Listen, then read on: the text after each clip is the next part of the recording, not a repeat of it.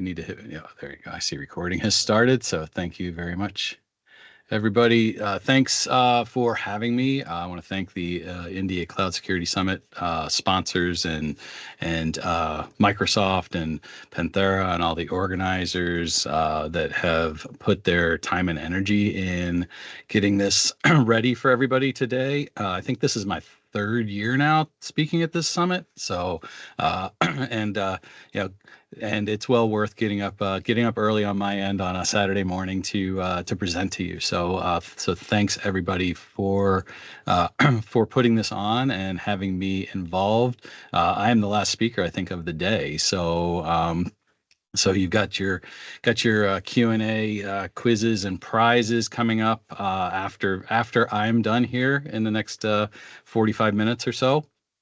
But I will be speaking on building governance strategies and risk-aware culture through frameworks.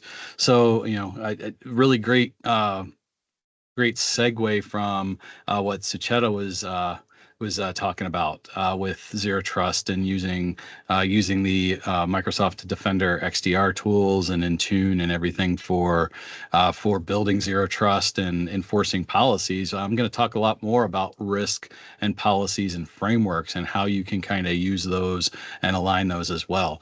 Just to quickly introduce myself, I am Dwayne Natwick. Like I said, I am based out of Michigan in the United States. I'm a CEO and principal training architect for my own company, Captain Hyperscaler. I also do a lot of freelance training for other learning partners as well as a Microsoft certified trainer. I'm also ISC2, ISACA, Accolade, AI Certs, CompTIA trainer as well.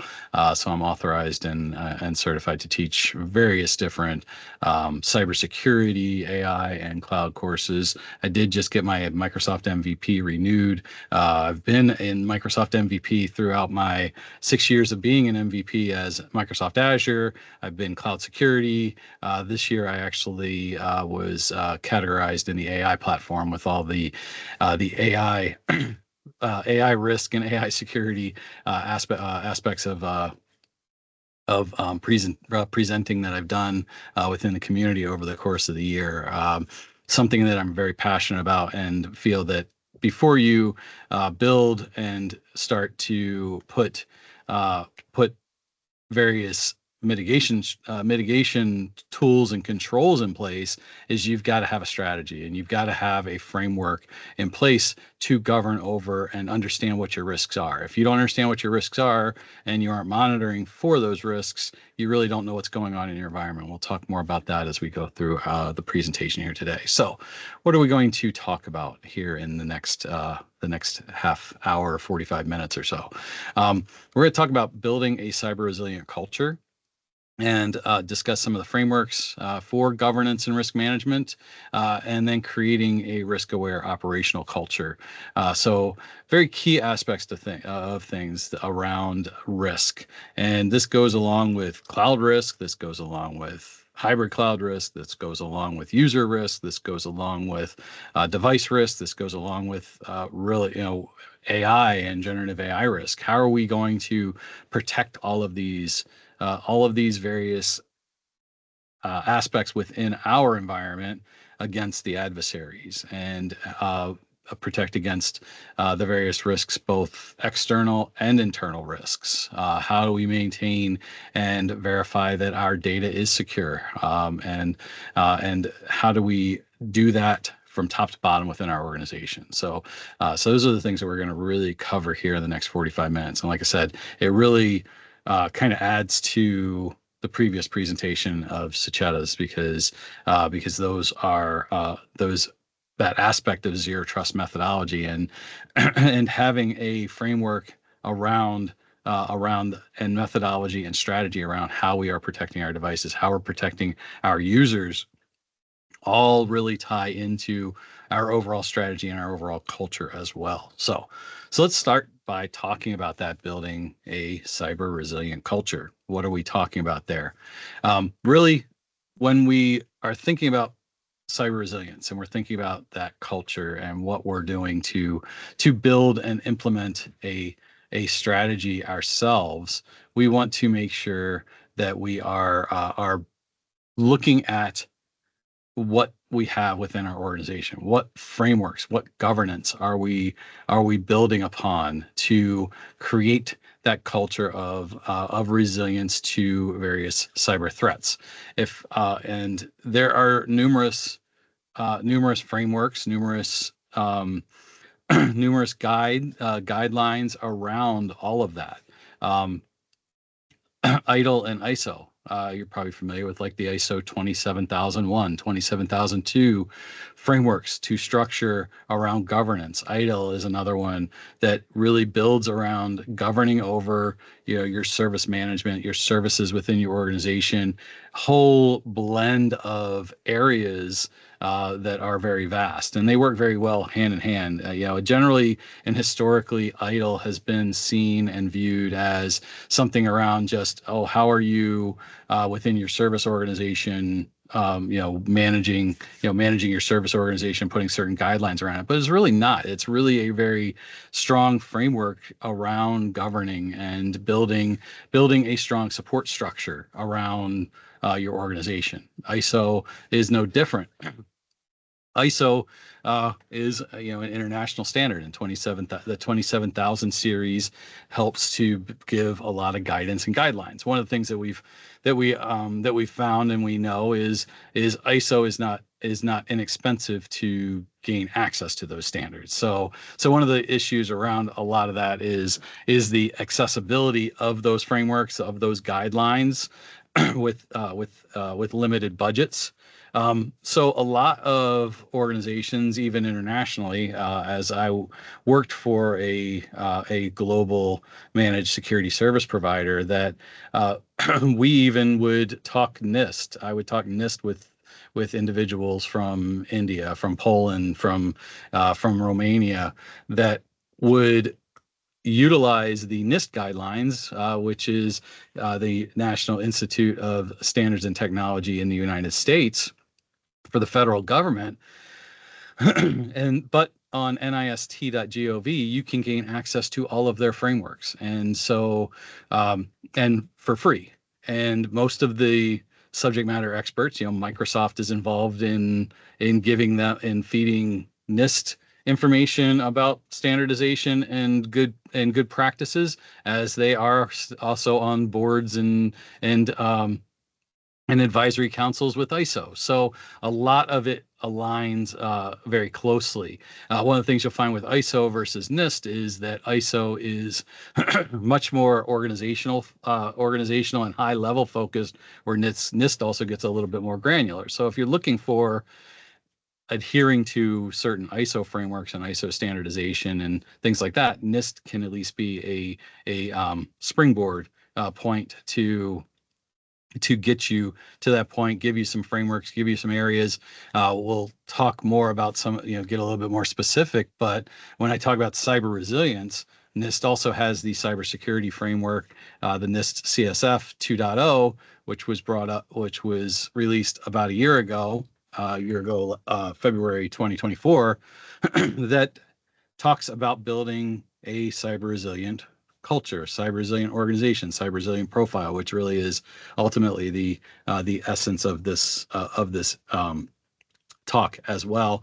ISACA, an international organization, certification organization, but they also have been active in building various risk management frameworks like COBIT, COBIT, that helps to again, is a governance framework to manage risk effectively within your organization. And ultimately what we want to do is make sure we know what our risks are, what threats we have to our organization, and ensure that our data is protected properly and is resilient against various threats.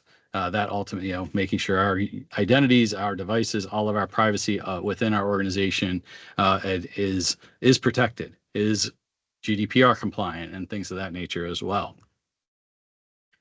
So how do we do that? How do we build on cyber resilience and enhancing cyber resilience? This requires being proactive. much like Sucheta was talking about with zero trust and having a zero trust strategy and implementing zero trust methodologies. We've got to be diligent. We have to focus on continuous improvement and being adaptive to new threats. Now, 3 years ago, we weren't thinking about generative AI and the potential risk that it was to our organization. And then OpenAI launched ChatGPT, and everybody started to immediately utilize it. And all of a sudden, we were worried about what data it was accessing within our organization. And the organization should have a culture of that, focused on that continuous improvement and be adaptive, have adaptability. And with that adaptability, how do we implement a robust incident response plan to mitigate against those risks? How do we regularly update our security policies and reflect good practices? The slide says best practices. I generally say good practices because in a lot of ways, even though I put that there, best practices is kind of used as, I think is overused, because who's to say what best practices are? At least use industry good practices and have a good methodology and strategy around how we are being proactive. And some of those good practices around risk is are we conducting regular risk assessments? Are we looking to see if those devices are compliant to Intune, as was in the previous presentation? How are we, are we developing and tailoring our risk management framework and our risk management policies to our targeted business strategies? Are we fostering a culture of risk awareness across all levels? One of the things that I always state when I'm doing a risk talk is, yes, it is important. And all of us from an IT perspective and a security and cloud security perspective are always thinking about, security breaches and data breaches and mitigating risk and putting controls in place and and things of that nature. But if we in IT and in security and in cloud administration, we're thinking about it, but if we aren't aligning it to the overall course and strategy of the business, it is going to ultimately fall on deaf ears. Nobody's going to hear it. Nobody is going to pay attention to it. And most times organizations aren't going to really actually be think about and be affected by it unless a breach happens. What our responsibility is as cloud professionals, cloud security professionals, IT professionals, is to be able to communicate that to the organization so that the organization understands the impact of a risk being exploited.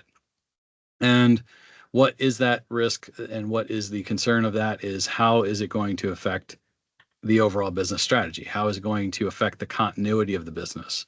I mentioned already having a good incident response plan. Well, having a good incident response plan also aligns with having good business continuity strategies, having good disaster recovery strategies, and understanding what our critical systems are within the organization, so that we can properly communicate that to the organization that if this risk happens, it's going to have a domino effect across the rest of our organization. And that's a key factor to building a risk-aware culture. When we kind of stack the pyramid of the of the organizational, the leaders, the board, and the C-level people up here at the top, you got the IT, the security practitioners, the engineers, the administrators, and all kind of in the middle of that triangle. And then you've got all the users, and the users on the are the largest group, probably the group with the least amount of say, but they need to be empowered to have a say.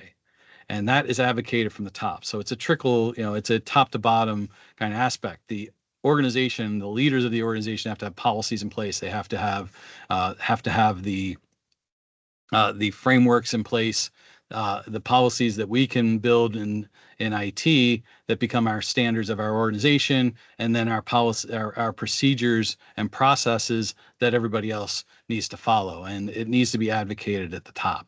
And that is how we start to build a risk aware and risk resilient cybersecurity strategy. And that's really, tailoring that and encouraging cross departmental collaboration for risk awareness. Like I said, everybody within the organization needs to be empowered and aware and knowledgeable and ready to sound the alarm. We need to have procedures in place for reporting potential risks and make that collaborative throughout our whole organization. And how do we start to do that? We start to do that with training. And this is a particular slide that is near and dear to me, being a trainer and being somebody that spends approximately 40 hours a week training people and making them aware, both from a professional group, personal, just doers within an organization to be aware of risk, but also from a technical perspective. So implementing that ongoing training to all the employees on security, on protocols, on policies, procedures that we need to have to report on risk, to identify risk, to understand what risk is, and have what ifs and simulations around that are tailored to their departments, to their particular business, so that it makes sense to them, and that then us having measurements of that risk effect, of that training effectiveness. How do we measure training effectiveness, or when we're talking about building a risk aware culture? One of the key metrics is we start seeing more risks reported throughout our organization from various departments. Maybe we're only seeing it from sales department, maybe we're only seeing it from HR, maybe we're seeing it all from legal. Then we can then say, okay, that risk awareness training was very successful within that department, but we're not seeing an uptick in risks being reported from these departments. Where did we miss? Did we not tailor the simulations, the role playing, the what if type of scenarios well enough to them, where we need to maybe refocus a little bit more, be a little bit more tailored to what's important to them? And that's a very important aspect to all of this. And really building that risk aware culture is having that level of understanding, and then a continuous improvement strategy to our training and awareness. It needs to be customized to them. Leadership's role, I already kind of mentioned that whole triangle of things. Leadership must also be on board and prioritize cybersecurity and risk, AI security within the organizational strategy. Has to be transparency, has to be accountability, and it has to be encouraged throughout the organization to take it all seriously. That the training and awareness for everybody within the organization is one thing, but if it's not advocated from the top, and the resources aren't allocated appropriately to to various security initiatives, to the training, to the continuous improvement commitment, then it is not going to be successful. So that is a very key aspect. I've mentioned this over and over again, is monitoring and continuous improvement. If we aren't monitoring, if we aren't establishing key metrics to monitor effectiveness that we can report to the leadership within the organization, if we aren't continuously monitoring for potential threats, and if we aren't doing regular reviews and updates, we are not going to have a successful program. We're not going to have a cyber resilient organization, and we're not going to move the needle on where we are as a culture, within our risk awareness and our cyber resilience culture. Those are going to be, that's all going to fall flat. The metrics, the actual aspect of what that effectiveness is. This is going to be important to reporting to our organization. we've got to report. If leadership is involved and they are building this culture and on board with this culture, if we can't give them reports and give them metrics that this strategy is working, then they're going to stop advocating for that strategy. If we don't give them in those reports good additional feedback in terms of how we can continuously improve, what we need to do to adjust to make those metrics look better, then we're not doing our job as risk professionals, risk practitioners, and security professionals. Again, it is a living, breathing strategy that we need to regularly review, we need to regularly update, and we need to tailor it to our own organization. We'll talk about that here in a moment as well. Frameworks for governance and risk management. So we talked a little bit about some of those frameworks. We talked about ITIL, ISO, NIST, ISACA, and what frameworks do for us are on multiple levels. We want to utilize them to the best of our ability, and what we want to do is, if we aren't required necessarily to be ITIL certified or ISO certified within our organization, we can still use them for guidance. And one of the things and why I talk about the NIST cybersecurity framework so strongly, and on top of that, even the NIST AI risk management framework, is they're very catered to customization and ability to tailor them to our organization effectively, and leveraging them to achieve those and giving us guidance to what an achievable outcome is. One of the things within the cybersecurity framework is tailoring it to specific profiles and identifying where we are today and where we want to get to tomorrow in terms of our profile, our organizational cyber resilience profile. And really, that cyber resilience profile is how aware are we of risk and how proactive are we to identifying risk and addressing risk early on. And that's really a strong aspect to utilizing a framework. It gives us that guidance. Lots of individuals, lots of organizations, lots of Fortune 100 companies, lots of governments have spent lots of time within these frameworks to put good practices in place. So if you aren't using them, then they aren't fulfilling their need and their goal within our overall the overall cybersecurity culture, the overall risk awareness culture. So let's talk about each of these a little bit specifically. ITIL. ITIL's has been around service management for a long time. I've worked within companies that were ITIL compliant, and they were service organizations, and they were very strong into following ITIL procedures, ITIL standards.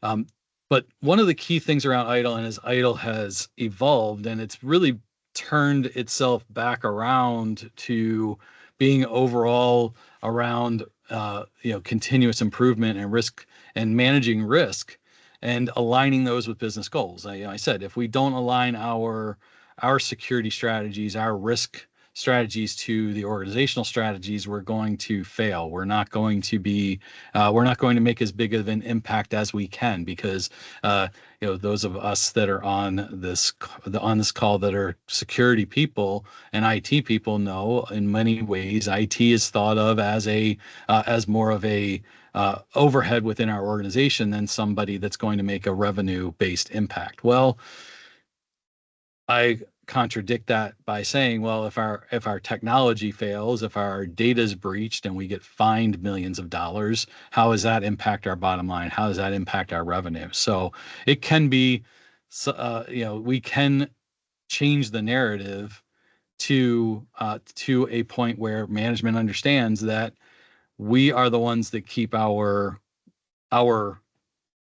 processes, our business processes, our business applications running and make sure that, and if we aren't mitigating threats and risks to those to that organization, we could have issues going forward and fail, and also cause irreparable harm to our organization. So we need to facilitate, and ITIL helps to facilitate very clear roles and responsibilities for governing our organization and governing and aligning to those business goals as well.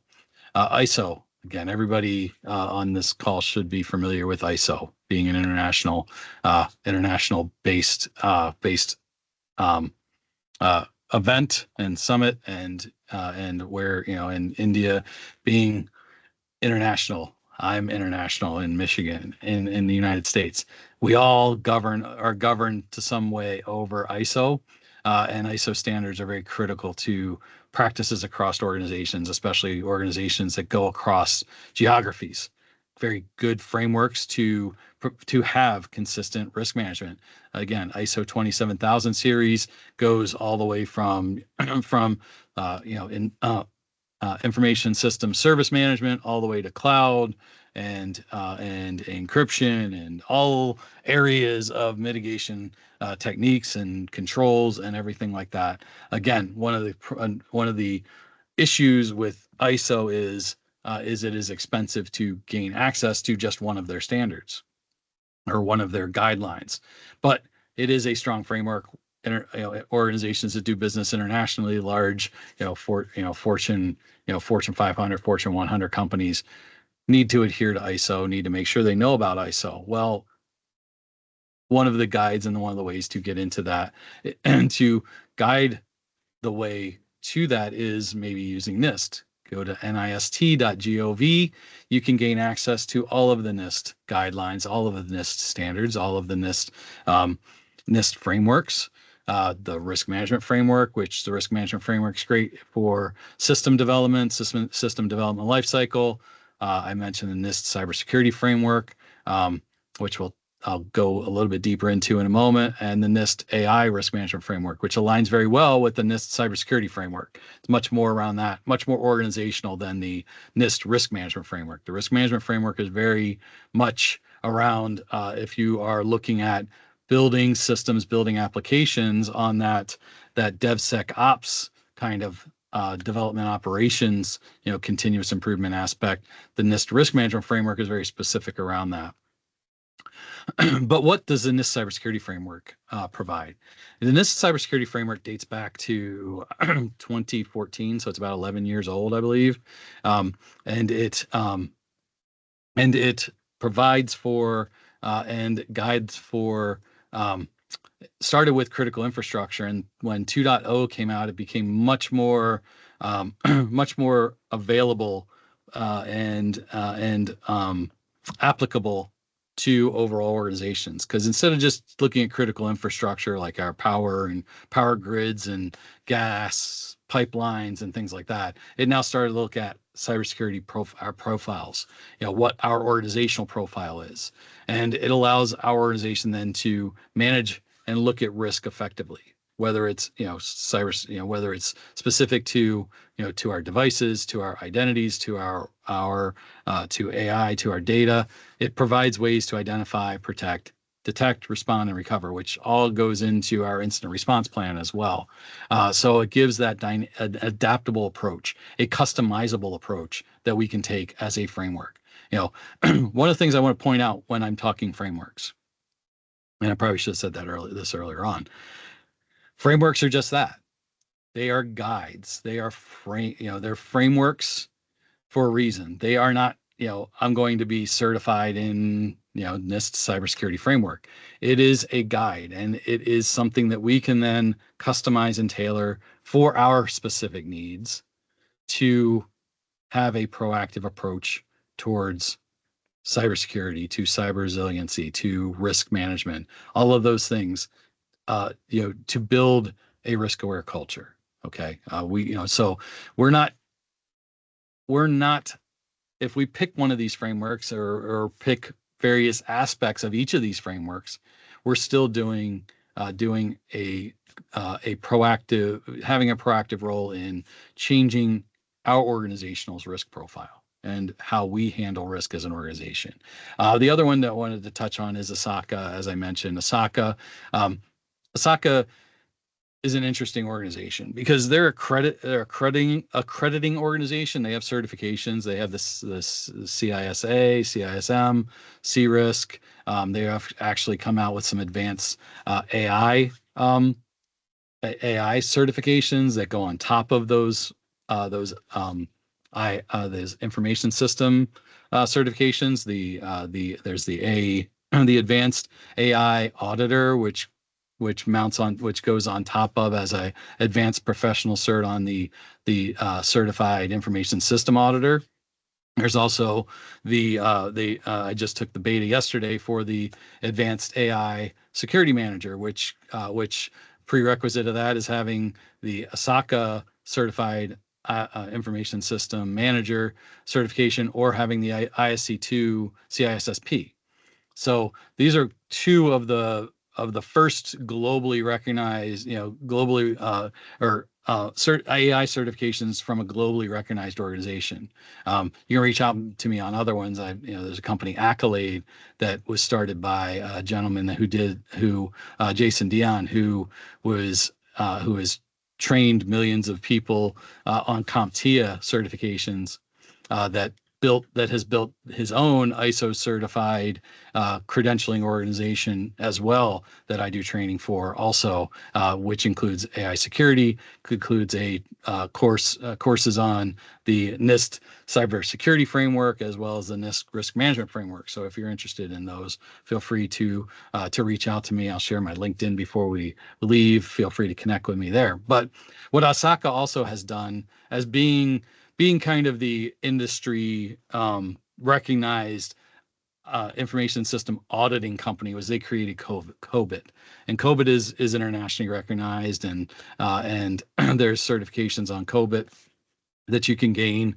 There's ISO and NIST alignment with COBIT, and it's again another framework of tools to audit and to build continuous improvement strategies within our organization.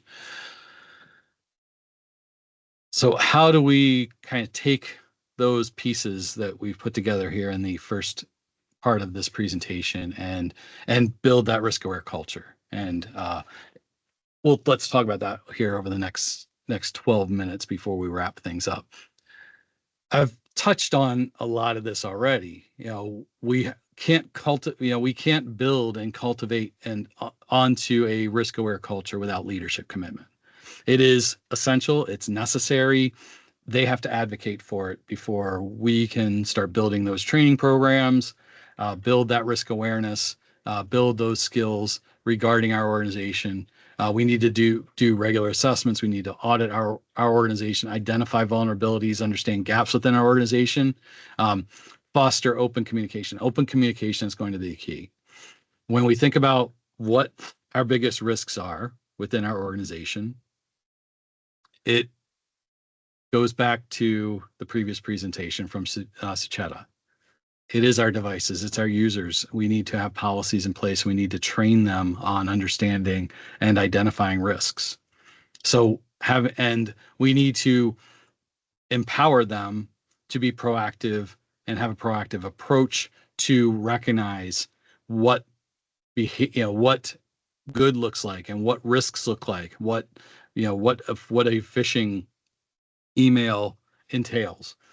And maybe we also build a reward system to make sure that these risk-aware behaviors are recognized and rewarded to strengthen our organizational culture, especially when we're talking about a lot of people within our organization, especially because a good portion of our organization is like sales and marketing and really strong A-type personalities that want to succeed and have this drive to do better than others.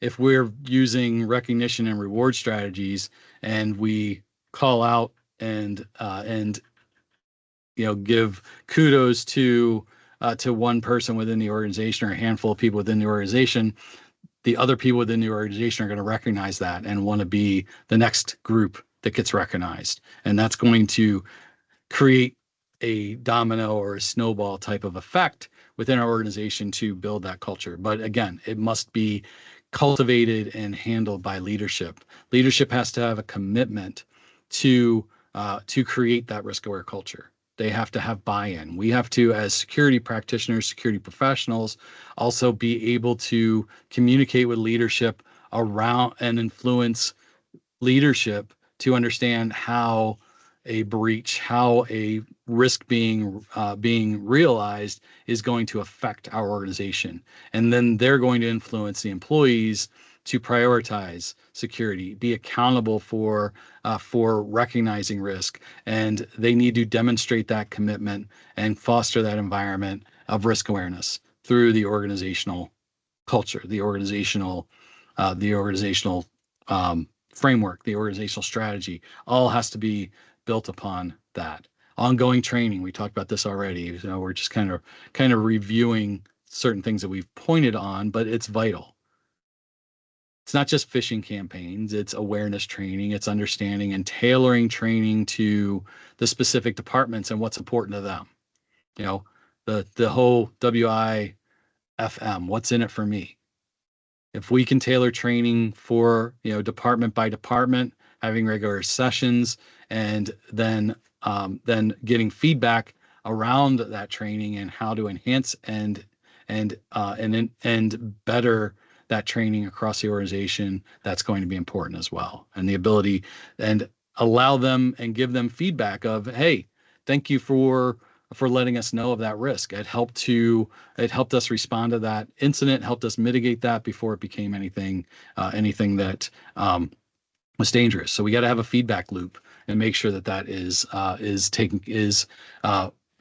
utilized for for recognition and utilized for saying, hey, what you did was acted upon and it was very helpful to us within our cybersecurity organization. Conducting assessments, doing vulnerability assessments, doing penetration testing, doing all those proactive kind of red teaming type of activities to understand where we have new gaps and new risks. Obviously, we've talked a lot about organizational culture, and we've talked a lot about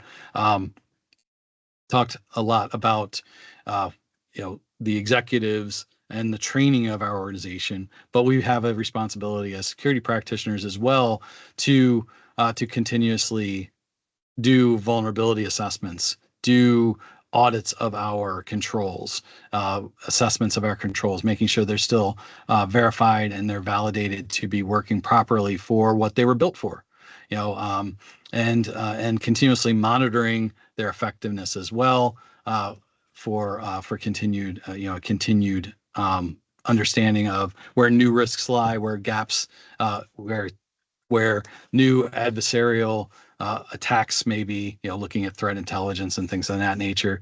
Again, I've said this multiple times. Open communication is going to be the key across the organization to build a risk-aware and cyber-resilient culture. We need to discuss our security regularly. Again, one of the things that that if you do take and go to my cyber resilience course around the cybersecurity framework is there is a roadmap for continuous improvement, continuous communication, including having a annual cybersecurity summit to promote and to have open communication and promote our successes in our organization over the year. Summits aren't just for learning and training; they're also for promoting what great things happen in the previous year in a lot of ways. So we need to discuss those regularly and create, again, community awareness programs, have a procedure for reporting risks. Maybe we're got a Power BI dashboard, or we're utilizing Microsoft Forms and building upon the reporting structure, having a dashboard where everybody can kind of see those metrics by department of risks that were reported, and having those discussions and those issues properly aligned. Again, and that kind of ties into this, which is one of my last slides, which is the incentives. Incentives motivate employees in a lot of ways. So can we build and have an incentivized program? Maybe we don't have the budget for monetary type of incentives, but maybe we, if somebody identifies a risk that we feel that if that risk happened, we were going to be down for business for 30 days, we give the person an extra vacation day or something like that. We give some sort of risk reward aspect of if they are, are adhering to and being proactive to risk management, risk awareness.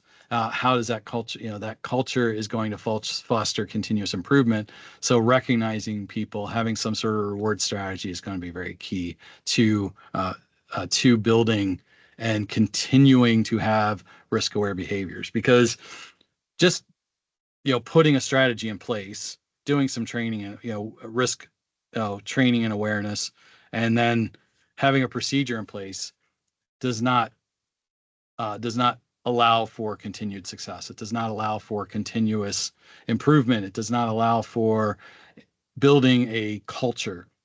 A culture needs to be cultivated. It needs to be continuously built upon. It needs to be continuously proactively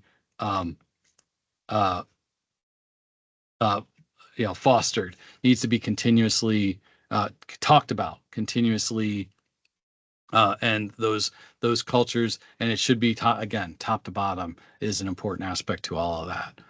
So just to wrap up and kind of, we talked about a lot here in 45 minutes. And again, I teach day-long, week-long classes around risk and risk management frameworks and risk awareness. But it's important to understand and important to build upon, cyber resilient cultures, cyber resilient frameworks. Having a framework in place is the first step. Identifying, hey, okay, I'm going to use the NIST cybersecurity framework, or I'm going to use ISO 27000, or I'm going to use ITIL, and I'm going to look at that. I'm going to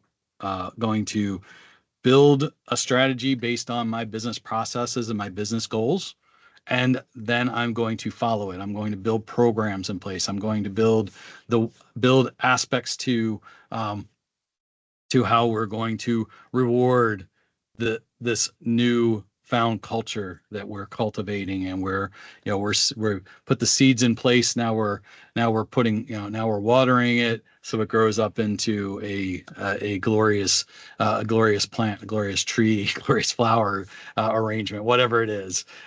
We need to make sure that risk awareness, that culture, and building those strategies within our organization are utilized continuously, and we continuously improve, we continuously adapt and adopt new strategies. As I've stated multiple times, generative AI really brought in globally new needs for risk awareness and handling risk in different ways. I've seen a lot of different reports around what the EU is doing in terms of their AI risk frameworks, around Denmark and how they're handling privacy and intellectual property and things like that.